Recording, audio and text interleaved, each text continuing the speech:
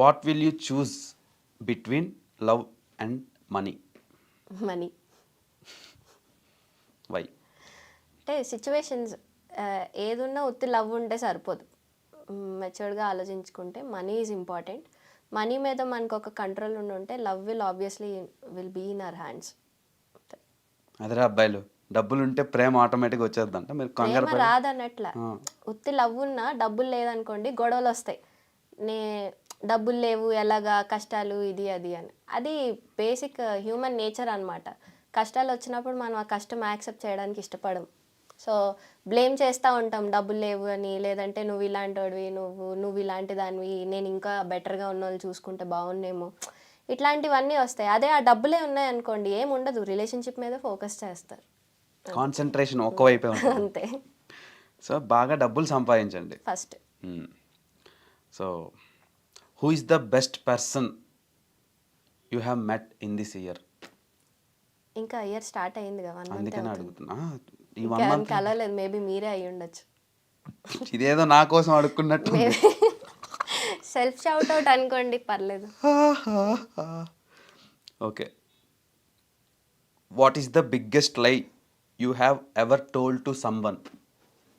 మీ జీవితంలో ఇప్పటి వరకు చెప్పిన పెద్ద అబద్ధం.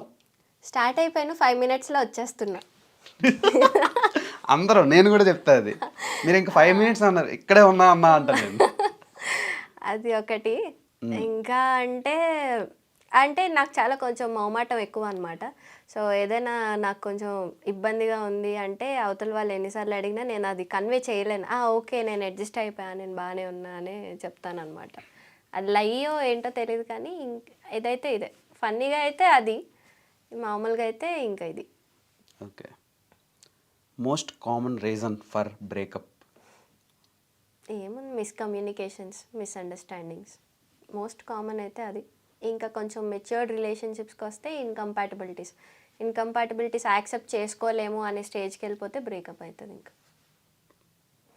అంటే లైఫ్లో ఇప్పుడు ఇద్దరు పర్సన్స్ రిలేషన్షిప్లో ఉన్నప్పుడు వాళ్ళిద్దరిది 2 different అప్బ్రింగింగ్స్ ఉంటాయి. అంటే 2 different ఫ్యామిలీస్లో, సొసైటీస్లో వాళ్ళు పెరుగుతారు. 2 different అప్బ్రింగింగ్స్. వాళ్ళిద్దరూ కలిసినప్పుడు ఆబ్వియస్లీ ఇన్కంపాటిబిలిటీస్ వస్తాయి.